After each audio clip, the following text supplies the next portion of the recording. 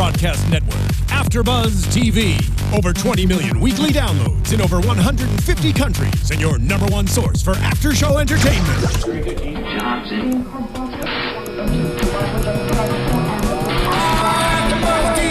AFTERBUZZ TV, the destination for TV superfans. Producing aftershows for over 300 of your favorite TV shows. Interviewing celebrities and showrunners. And bringing you behind-the-scenes exclusives. All thanks to E! Entertainment's Maria Menounos, producer Kevin Undergaro, and internet leader Akamai.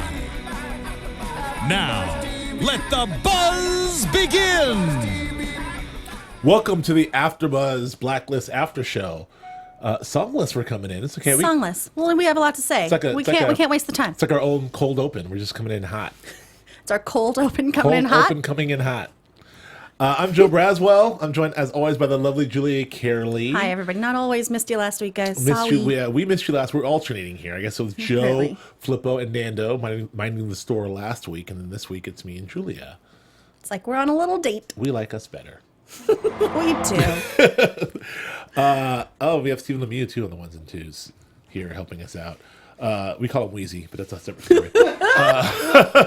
Anyway, Blacklist. We're happy to be back. We have the longevity. We missed the whole Tom Keene thing, which just hurts my soul. I know. That's what I've been waiting for. People want to know what season plus 16 episodes. People want to know what you think about Tom Keene shirtless working out. So why don't you get that take out of the way? It was well worth the wait, ladies and gentlemen. And he did some color sit-ups. me pleased. He did some push-ups. He sure did, just for me. Shirtless? Shirtless. Is there any other way when you're Tom Keene? I think I've said this before. I'm a full 180 on Tom Keene. He's like my favorite guy. He's the best. He went from being this new tough guy Tom Keene with the muscles. Mm-hmm. You know.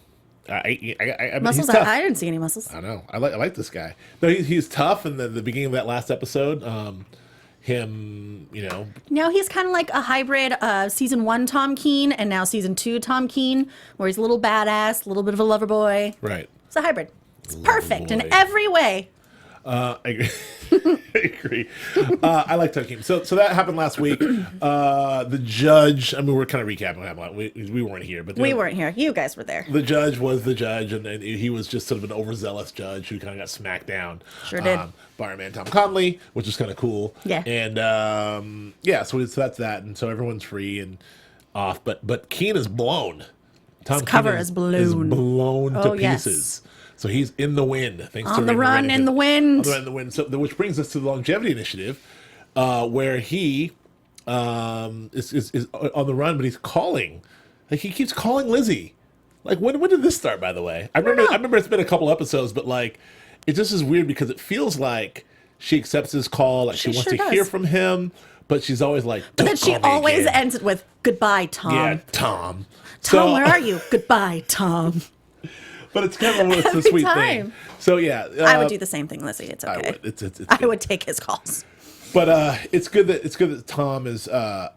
Tom clearly loves Lizzie. I was wrong about that, man. I think. I wonder if that was a choice early on. I wonder if that was something that they sort of developed as Tom Keene's character got popular, and I want to figure out to sort of bring him back into the fold and sort of making him like into a more sympathetic character after he's done all this stuff and really be in love with Lizzie, because we can't resist love. We can't resist love. No matter what he's done, he loves her. Makes the world go round. Right. But he got pretty deep in his undercover with her. They were going to start a family. Yeah. I don't know. I don't know if that was part of the original job description. Have babies with her. Well, Red mentioned that how he's so good that he actually believes what he's doing. But I think in that instance, he fell in love with Lizzie. And I think so. Who wouldn't fall in love with Lizzie Keene? So well, Julia, moving on. So anyway, so this was the longevity initiative, which is weird because this is the second time that we've had a non-person be a blacklister. Yes, I remember we had the Monarch Trust Bank. And then was there another one? There was. I don't remember what it was. Oh, it was the firm. I don't remember. This is probably the third. This is the third time we've had a non. At least the third time, yes. Number 97, kind of lower down. Tom Keene, number 7, by the way. Number 7. That's confirmed. A good, solid number. Good solid number. Top I'm 10. happy with that number. He's a top 10 blacklister. So what we have is okay. Well, first of all, what your first impressions of this episode? I think it was a fine episode. It wasn't my favorite, but it wasn't by any means my least favorite either. Right.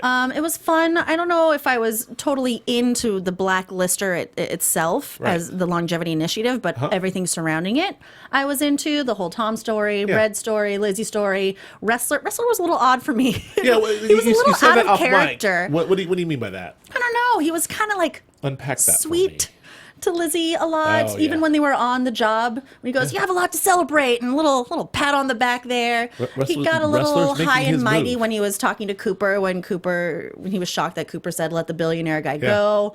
I don't know. I think it's just, I don't know. It was just a little odd. It feels to like me. an It didn't effort- feel like his normal characterization. Well, it feels like an effort to sort of give wrestlers some depth, because we've talked about for the last season and a half. He's been sort of one note. Yeah, but instead it came off to me as kind of cheesy.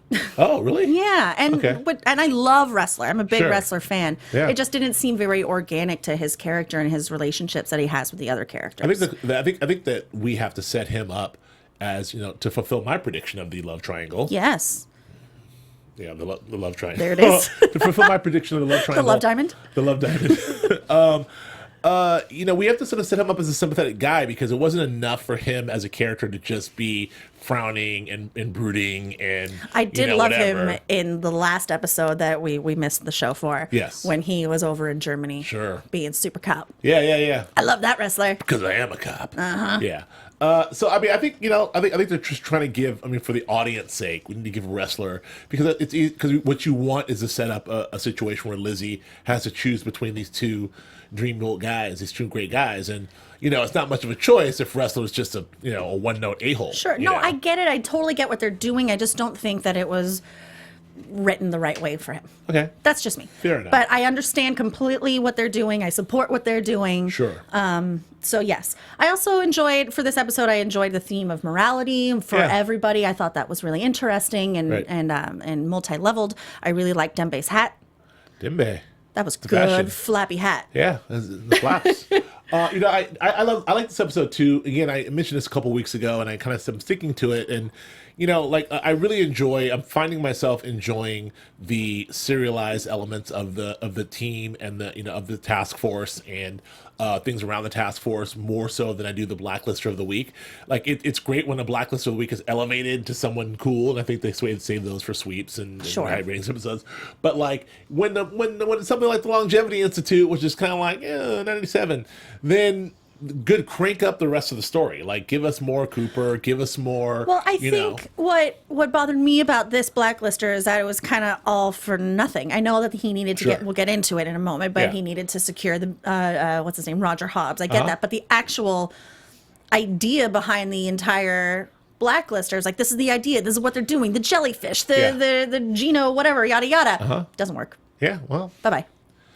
Okay. yeah, again, That was a bummer for me. Well, Because it would have been really cool. Well, I mean, but I think we talked, like, this is kind of what I was saying. I think these Blacklisters serve as a mechanism to be able to advance the plot of the rest of the serialized show. Yes. So sometimes the Blacklister is a centerpiece, and it's like, oh, the team's coming together to fight the Blacklister, or Red has an adversary with this Blacklister. Other times, the Blacklister exists solely to sort of advance the plot. Like this guy was there as a puzzle piece. Like a lot of True. times these guys are a puzzle piece because he's connected to Hobbs, and Hobbs is going to somehow be connected to Lizzie and Red. And someday, as Red hinted at, he's also connected to Red because Red was hoping that his research could do some memory extraction for Lizzie. So it just kind of helped sort of advance the Sure, plot. I understand that. Right. I do. I mean, every Blacklister is part of the puzzle piece. Sure, very much so. I need my Homeland board. Well, let's just the big white board.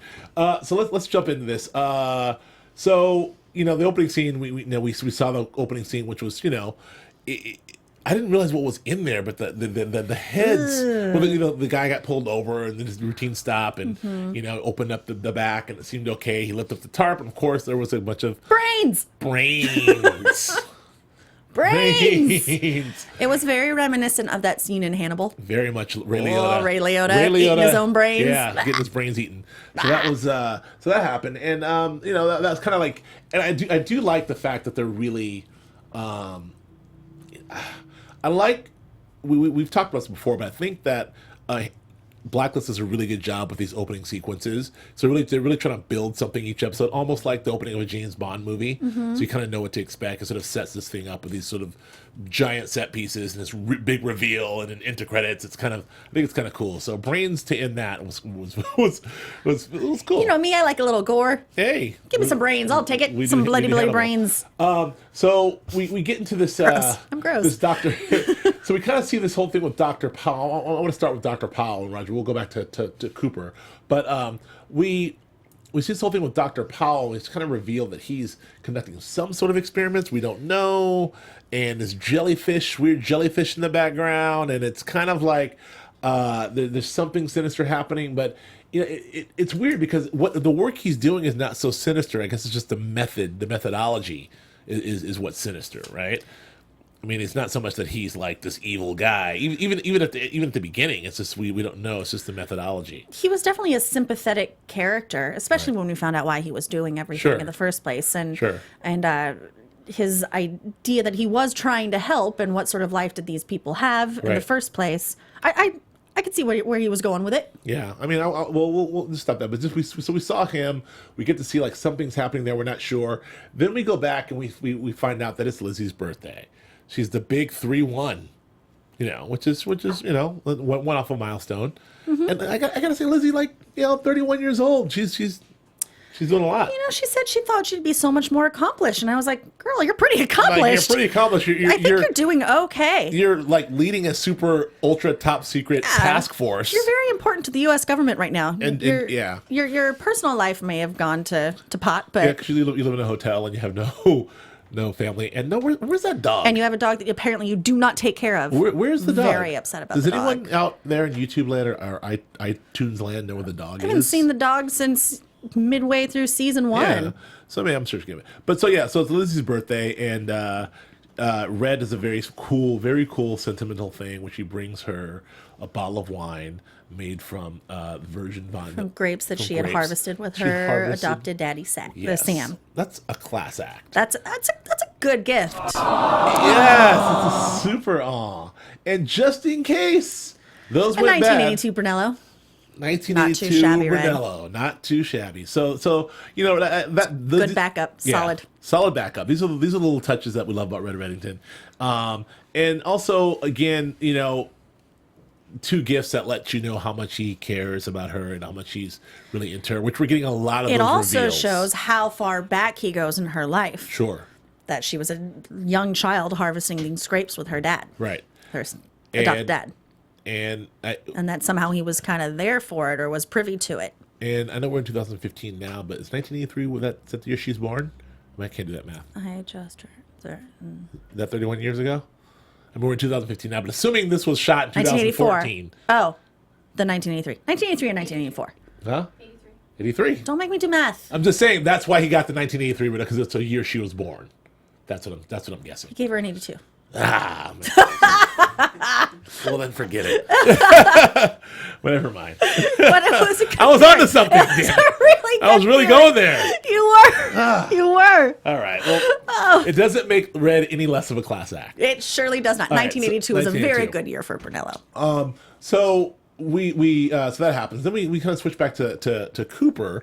And I've been complaining this whole, Joe and I have been complaining a lot about give Harold Cooper more to do, and he's such a fine actor, and they're giving him stuff. Like they're really seeing him outside the office, outside of barking orders. Last episode, we really gave him a lot to do. Oh yeah. When he had to really confront Lizzie, and that was kind of cool. Then pass out. That was, I totally bought all that. And then this episode, he's doing there's a lot going on there because.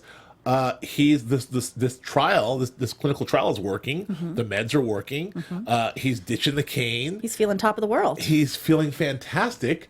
Spry. But he gets called. He calls his doctor to let him know what's going on, and of course, the doc's like, "Yeah, aging you out, buddy. Yeah, you're kind of old. Or it's very possible we're gonna age you out. Yeah, which we find out is kind of we're assuming. May or may not come from, which we assume, his friend. Mm-hmm. I mean, I won't call him a frenemy because they're kind of friends, right? They were friends, but he's becoming a frenemy. But is he really an enemy though? Because he's just really just trying to you know. Well, he's manipulating Yeah. him. He's using his mortality, which is another Right. theme of this entire episode, to guide him in any way that he wants him to go. But isn't this sort of like just like the sort of the Beltway sort of Washington D.C. way of like, you know, how these, I mean, presumably how these politicians sort of like make deals and sort of. I would hope it's you know, not these major life or death situations. Like if you Right. don't turn your attention away from this billionaire that is, you know, a good friend of ours, then I'm going to let you die. Well, politics in general is a sort of a you scratch my back, I'll scratch yours. That I understand. And he kind of comes to Harold with under the pretense of like, you know, you're going to play ball, right? Like, just so you know, this guy is our guy. You know, this guy meaning Dr. Powell. I'm sorry, Roger Hobbs. Mm-hmm. So to go back, I mean, in case you didn't see the episode, which I'm sure you did, you know, Tom Connolly, Roger Hobbs is noted to be involved in this investigation. Yes. Roger Hobbs is a billionaire who may or may not be funding Dr. Powell's research. Yes. And once Tom Connolly gets wind of this, he kind of goes to Harold Cooper and says, you know, Hobbs, the billionaire, yeah, he's kind of a friend. Like, we don't really want to like shake his tree too hard, right, Harold? Right, buddy? And Harold's like, you know, justice is justice, and we'll do what we have to do, and I hope you're not saying that. And he's like, oh, you know, I wouldn't say anything like that, buddy. Next thing you know, clinical trial's gone. How shocked were you on this line that like that Harold sort of compromised his integrity in a way, because once his clinical trial was taken away, he then started to lighten up on. Well, I Hobbs. was disappointed, especially coming off of. Disappointed. That's my mom. I'm not very mad. disappointed in you. I'm just disappointed. You really Are you let me mad? down. I'm just- Really let me just down this time. disappointed. All right. Coming off of last week's episode where he got on his crazy high horse, and rightfully so, to Lizzie, and you know all the old crap she was pulling, Sure. and perjuring himself and how he would never do something like that. And then now we have this episode, his first scene, same sort of thing. Like, I have a job to do. You wouldn't expect me to not do my job because you want to pull a favor. Right. But then there's death staring at him. Yeah. And so he sort of flips a little bit on that. And I was like, come on. Right. You know what they're doing. But I also get it. Right. I mean, does it make? He has everything to lose. I mean, does it make Cooper, in your opinion, less sympathetic? Not at all. Okay. It makes him more human. Okay, yeah, it does. I agree. It's just one I of was these weird things. disappointed, but I understood it. Right. I do like that they're sort of getting in that gray area because, again, with Harold Cooper, it's been a lot of, you know, I'm this guy, I'm the top cop. Get on it. Check those files. Go canvas that scene, whatever it is. And so He's been a very black and white character. right. And so now there's definitely some gray here. Like There are some shades of gray. So I've been, we've been banging for Harold Cooper for something more for him to do, and looks like they've given him something, which is good. I'm happy. Okay. And I like to see him outside of the office. Yes. See a little you know, home life. was Kicking his wife, heels without a cane. who I still think is not going to make it. I'm still with you on that. I mean, I poor am. Mrs. Cooper. God love her. Charlene. Charlene is not going to make it. Eh. I don't know how. I don't know why. Charlene Cooper is not going to make it. I'm sticking to that. I'm sticking with you. I'm not rooting for it, but I'm sticking with it. Something's weird about that Charlene situation. All right. So so they begin the investigation on Dr. Powell. I just want to get through this. I also like, just real fast Go to ahead, go finish ahead. with the Cooper Connolly thing. At the very end, their last scene together, when he's all dressed up in his tux. Yeah. And he goes, I wasn't implying anything. After everything is said and done, I had nothing to do with that. And because of course he did. And of course Cooper knows that he did, but he knows that Cooper compromised his morality there. Man. And so now it's kind of a standoff, kind of an understanding. And I do like what they're doing there, and I'm very interested to see how far this goes. I do love the Tom Connolly character. I do love it. too. I love the Tom Connolly character. Smarmy. He's super smarmy, and he's super he has this way of it's the whole plausible deniability. Mm-hmm. This guy who sort of lives between almost like a Red Reddington in a way, a Little political bit. Red Reddington who sort of lives between the margins, sort of flies there. But I mean, we saw him in last week's episode in the Tom Keene episode go directly at the judge, like, look, here's what's gonna happen, and da da da da. And then after that, he went back to his mode. It's like, what about Tom Keene? I don't know who Tom Keene is. He's exactly like Red Reddington, a political Red Reddington, considering what Red pulled this episode on in making Roger Hobbs owe him in the future. He did the same thing to Harold, making Harold owe him in the future. You, do you think? Ask me. Do you think? I wonder. Do you think that that our boy Tom Connolly is and will be maybe ultimately some sort of blacklister? It's possible. Do you think that he's like somehow like involved, like when they finally open up the fulcrum, there'll be a picture of Tom Connolly? Like, yo, like, no, not you. Connolly. I think that there is a potential for him to be on the blacklist. Okay. I don't know if he is the blacklister, but like he's very much inserted in the situation without being a bad guy. He's such a like political ladder climber, right? And I really feel he's out for himself more than anything, right? And I don't think he's part of like the super secret international little meeting group. I just wonder sewing circle. I just wonder, out loud, if his character exists to sort of like be the sort of morality check for Harold Cooper through these trying times, or does this character exist to sort of be something more in the larger picture? Although he did seem pretty in the dark about the task force last episode. Mm-hmm. He seemed to be like, whatever it is, it's national security and it's what it is. And I don't know, it's interesting, but I like Tom Connolly. And didn't he say, I could be making this up, internet, you will tell me. Yes. Didn't he say that Red Reddington was very important? Yeah. So yeah. Well, I mean, how can Red Reddington not be very important? Like, everyone knows who Red Reddington is. They know he's working for Red in some capacity. He's already called Harold out on that. But if he was a blacklister, wouldn't he be working to get Red Reddington taken down? Possibly. I mean, can I ask you, what happened with Ask me. David Strathairn? Is he just not back yet, or is he who? The director? Oh, yeah, I haven't seen him in a while. Yeah, I don't know. I don't remember. I can't. But he's just like dipped out, right? He's not like. He'll come back. Okay, I'm assuming the director will be back. Yeah. All right. Because he's very tied into the whole fulcrum thing, and that's sure. We have 5 episodes left, I think, right? Sure. So I think he will make many bold appearances. Okay, hopefully he's in for the home stretch. All right, so to Powell and Hobbs, they continue to investigate Dr. Powell. They sort of find we see this very creepy scene with him testing out his theory on another brainless, headless, brain exposed lady, bloody brain, like screaming at her, like, "What is your name?" That's what he was saying, and then she goes into an awful seizure and dies. Poor lady. And this just wasn't working. So we find out, let me just get through this whole thing with Dr. Powell, because there's more stuff to talk about. Dr. Powell is not actually, it is presumed that he has the key to eternal life. We find this out from a wonderful appearance by our guy, what's his name? Marshall Flinkman. Yeah, Marshall from Alias. Kevin Weissman. Love this guy. Marshall from Alias. He's the new FBI coroner, Dr. Jeffrey Maynard. Yeah, he turns up. I love this guy. Marshall's great.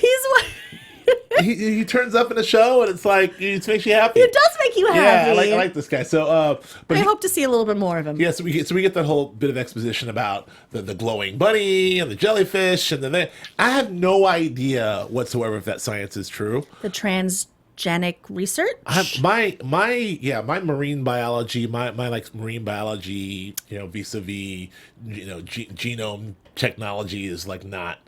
I have been to the Monterey Aquarium and seen the jellyfish. Okay. But is there in fact a jellyfish that does not die? Does that exist? I don't know. I mean, I guess I wish there was a device that could somehow tell me. Wish we lived in a time.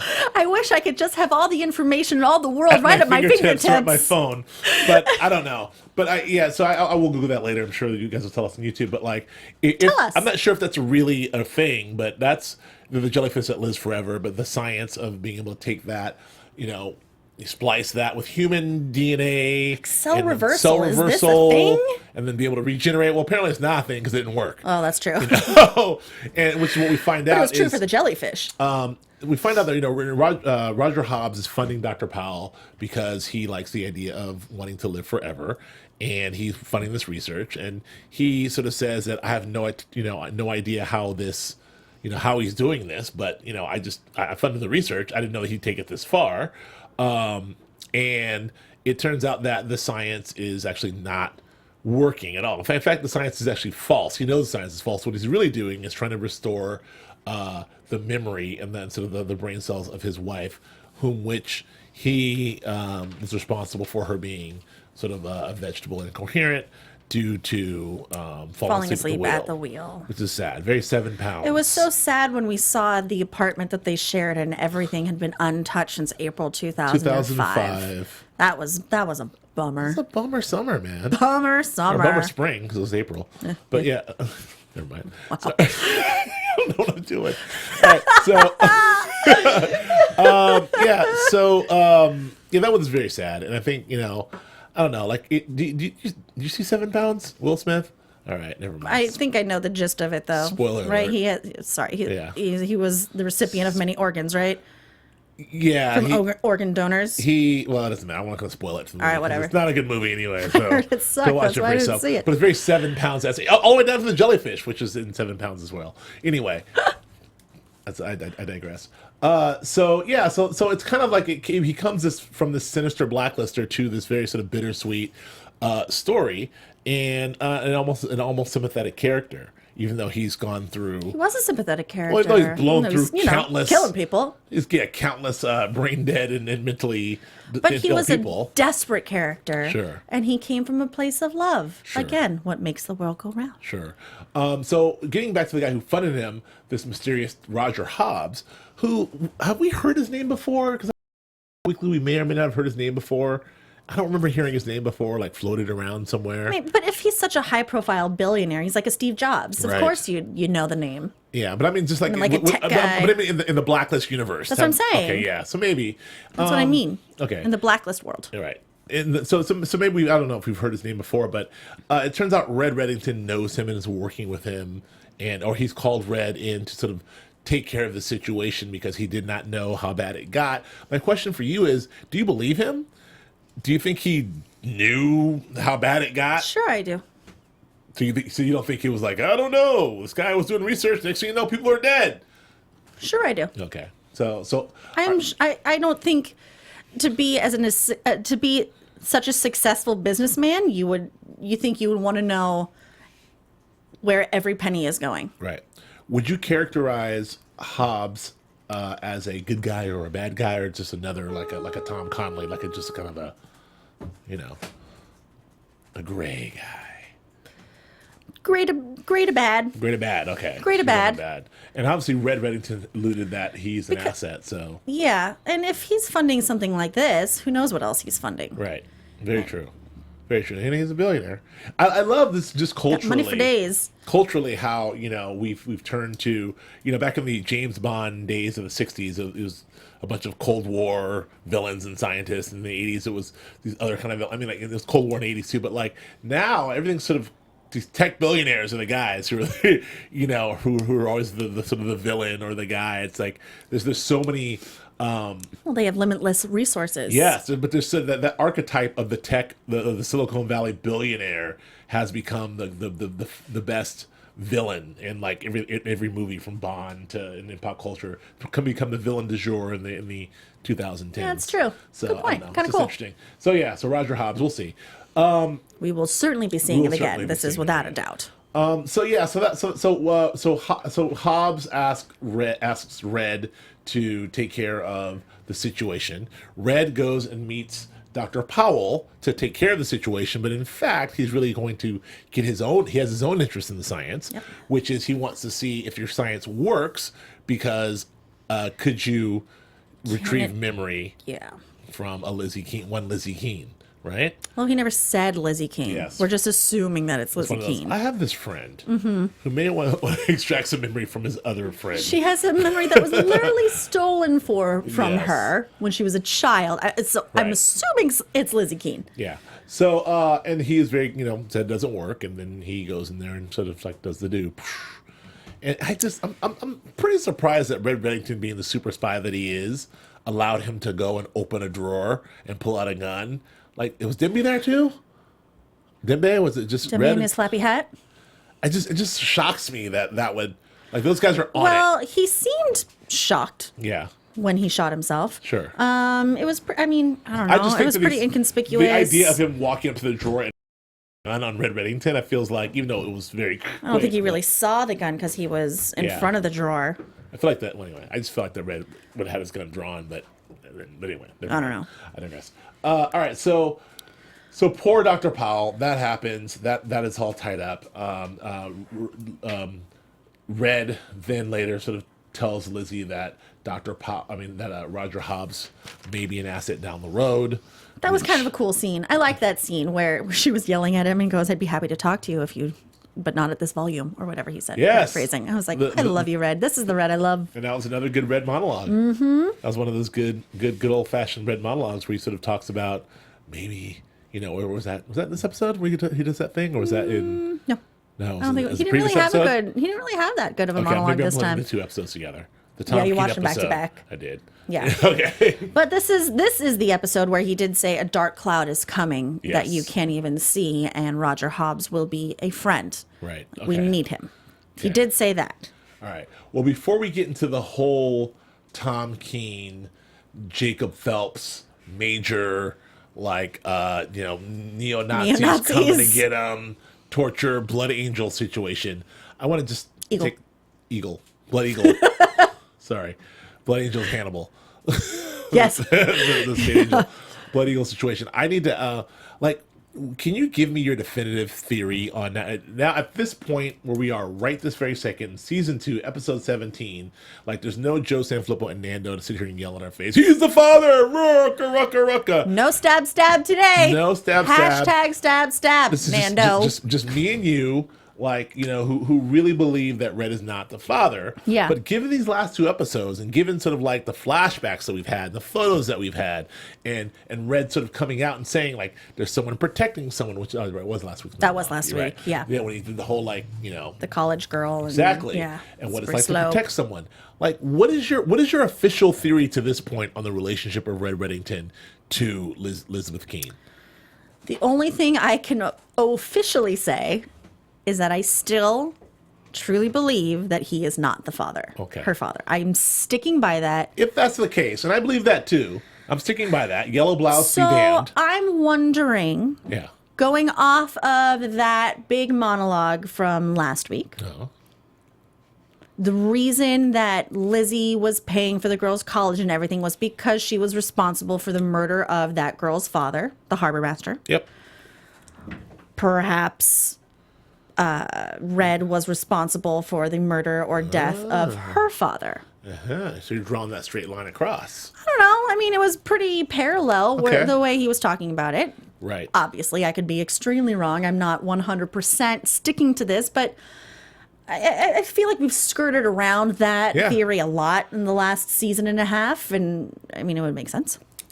I think we're in prediction territory, but I believe that to be totally true. I'm asking. We didn't talk about this at all. Nope. But I'm totally with that. I'm now convinced that Red and Lizzie's real father, are partners. Mm-hmm. Really close, working together, and through some twisted turn of events, Red had to.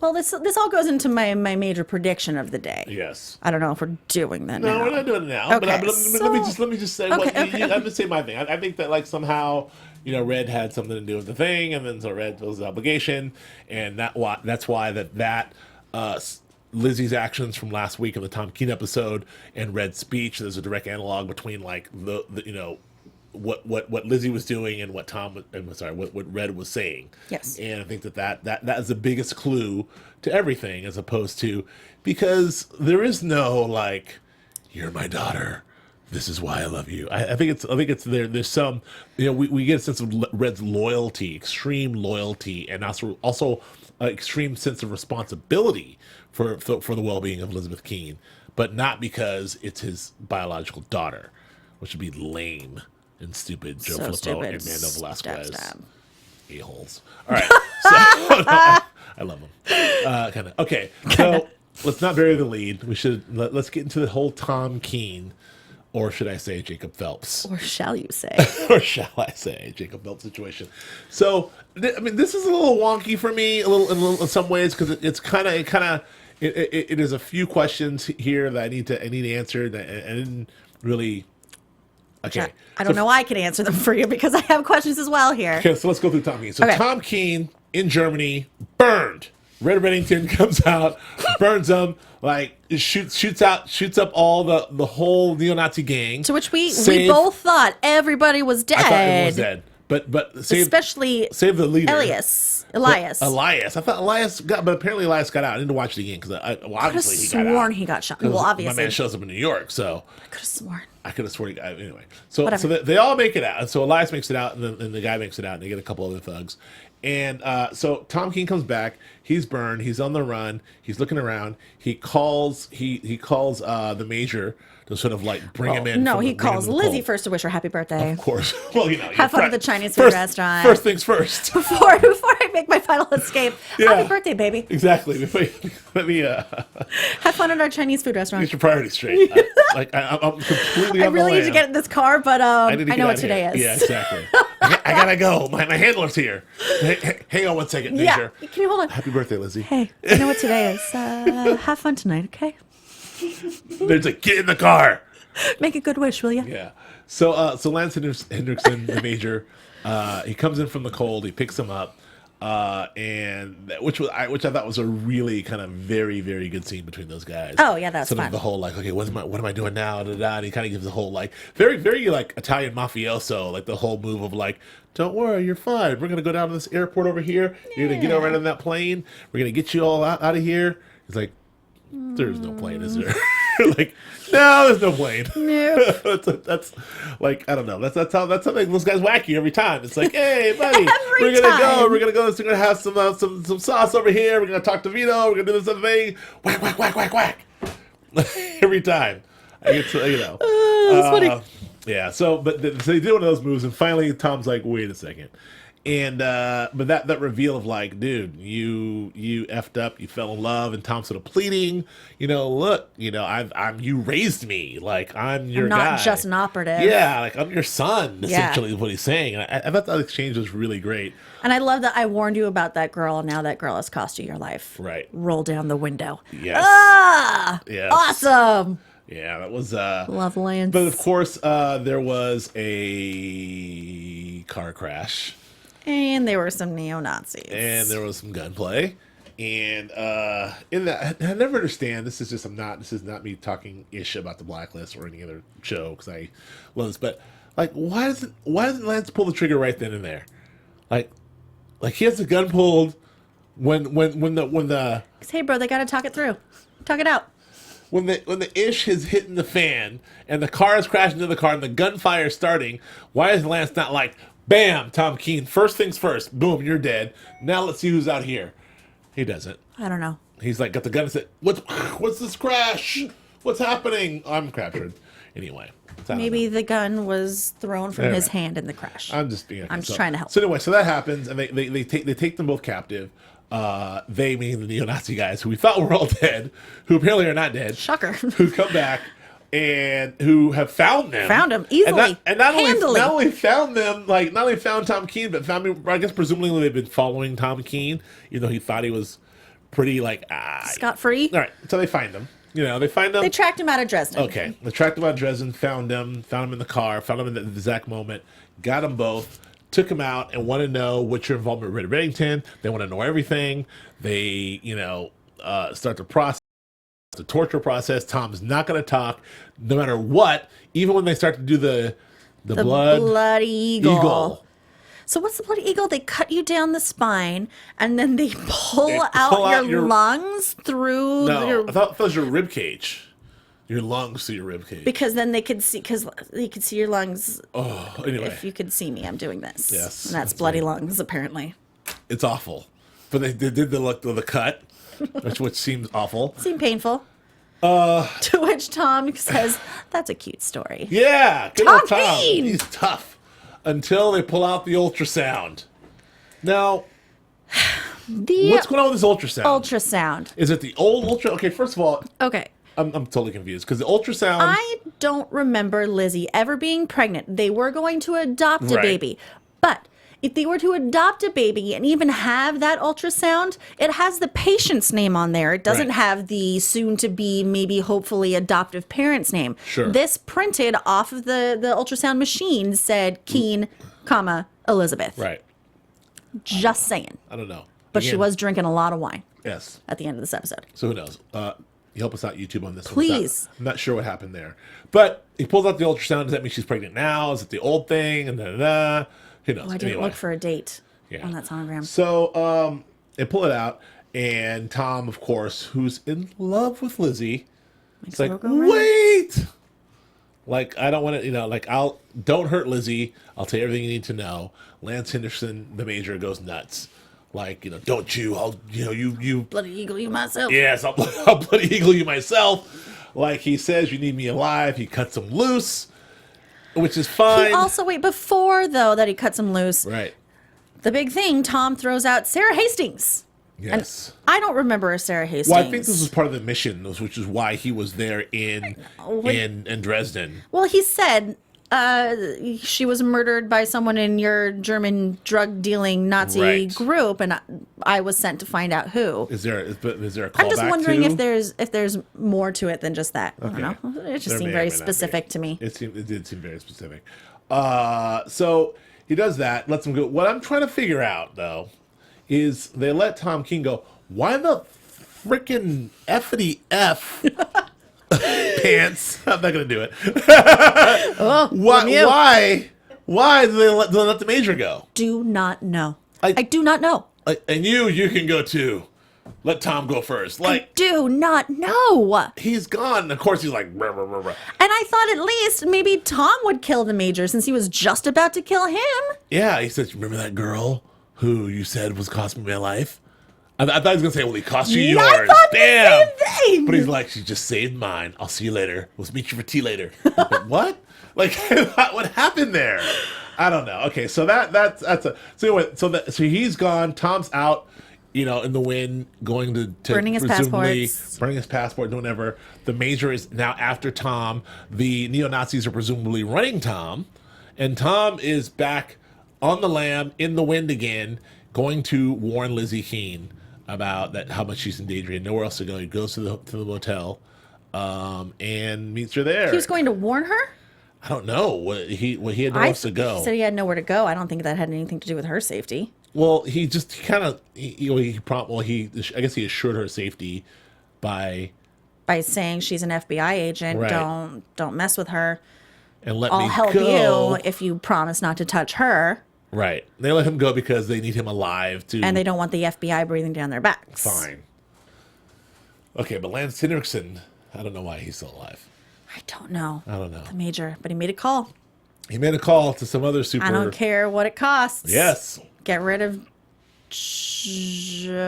Jacob Phelps. Jacob Phelps. So I don't know. I don't care how wonky it is. It's all cool because that means the major's gonna have some assassins coming after Tom Keen. Tom Keen's gonna have to go all badass, totally, all Born Identity. I'm cool with that. On some assassins. I'm cool Love with that. Cool with Lizzie's that. gonna be saving Lizzie. Red's gonna come in. Red doesn't like Tom. Like this is all good. Oh yeah. This is all Red good for us. is not going to be happy about this.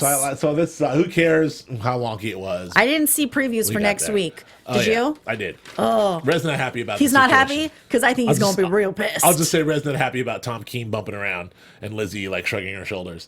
There may or may not be some sort of romantic interlude in the previews. Which yes. Really? And now you're between AFTERBUZZ TV Red and predictions. Kidding. It's a bummer. All right, let's get these predictions out of the way. Tell me, what's your prediction? You're the one here. I have to go to you first. It's a little lofty. All right, let's hear it. And I can't really back it up completely yet, but I can't take all the credit for it. But I think that the #1 blacklister is Lizzie Keen. Because if this is all one big puzzle piece, all roads lead to Lizzie and what she knows. and trying to extract that memory and who she is. Well, I'll be GD. That's great. I love that. That's a good one. That might be true. Okay, I like that. I think she may be like she's probably top. Okay, I like that theory. I'm going to go back and just extrapolate what I was saying earlier. I just think that somehow Lizzie's dad and Tom are. I wonder if Lizzie's real dad is. I think Lizzie's real dad may still be alive. Maybe I would not be surprised. My weird prediction. We're going out here predictions. I think Lizzie's dad, man, to be cast later as a big casting coup. It will be someone It'll be someone awesome. Yeah, I don't know, someone big. And Lizzie's dad's still alive. Red thinks that he's dead. Red thinks that he killed him or had to kill him. Or I had love to get this him prediction. Red thinks that. So Red just all these years has been like trying to help his old partner take care of his daughter to find the information that his dead partner, blah blah blah blah blah, and then only to be revealed that the guy is still alive, and that's that. Totally, I'm with you. Oh man, I love that one. I hope I'm right about that. I hope I'm right about mine. Perhaps we should sit down and combine our predictions and come up with one like major prediction and blow Nando and Flippo out of the water. Yeah, they're already blowing the water. That was fun, Julia. Me That and was you. fun. Like It was a lovely date, Braz. Old school, nice date. Thank you for joining us. You can check out Joe Sanfilippo at josephsanfilippo.com and on Instagram and Twitter at joeflippo.com. Check out Nando Velasquez at Nando on Twitter and Instagram at nandovel.com. And for you, Julia? With my name, Julia Cearley, JuliaCearley on both Twitter and on Instagram. And me, Joe Braswell at Joe K. Braswell on Twitter and Instagram. And here in AfterBuzz on the Bates Motel and I think Mad Men coming up. And our sister network, BHL, for Geek Nerd Tech. Thank you so much for joining us. Thank you for being here. We'll see you next week. From executive producers Maria Menounos, Kevin Undergaro, Phil Svitek, and the entire AfterBuzz TV staff, we would like to thank you for listening to the AfterBuzz TV network. To watch or listen to other after shows and post comments or questions, be sure to visit AfterBuzzTV.com. I'm Sir Richard Wentworth, and this has been a presentation of AfterBuzz TV. Buzz you later. The views expressed herein are those of the hosts only and do not necessarily reflect the views of AfterBuzz TV or its owners or principals.